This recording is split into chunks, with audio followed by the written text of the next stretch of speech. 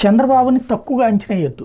ధైర్యంగా, నిర్మోహమాటంగా తను చెప్పాలనుకున్నది చెప్పడంతో పాటుగా అలాగా పబ్లిక్ మైండ్ సెట్ని కన్వర్ట్ చేయగలగడంలో ఆయన సిద్ధవస్తులు.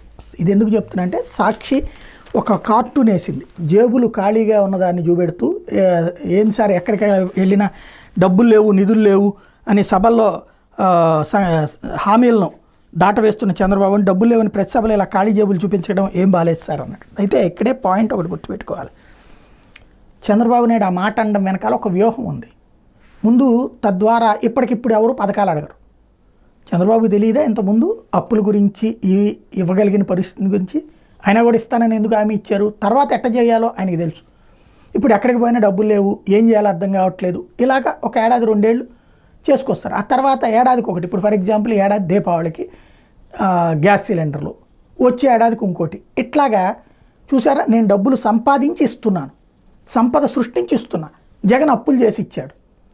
ఇక్కడ జగన్ ప్రతి నెలా తీసుకునేటటువంటి అప్పు, ఏది వైఎస్ఆర్ కాంగ్రెస్ పార్టీ అధికారంలో ప్రతి నెలా తీసుకునేటటువంటి అప్పు, ప్రతి వారం తీసుకునేటటువంటి అప్పుని పేపర్లో హైలైట్ చేసి, ఇప్పుడు ఈనాడు జ్యోతి రాస్తున్నాయి అప్పుల గురించి రాయవు.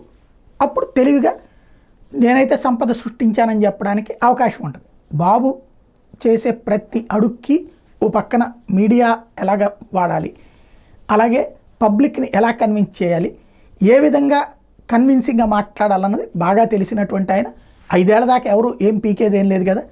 ఈలోపు చివరికి వచ్చేటప్పటికి అన్నీ ఇచ్చాను, ఇప్పుడు అప్పట్లో సంపూర్ణ రుణమాఫీ, డ్వాక్రా వాళ్ళకి చివరికి 10,000 రూపాయలు ఇచ్చి ఎదుగో మీకు లక్షాధికారులు చేశాను, అలా చెప్పగలుగుతారు ఆయన.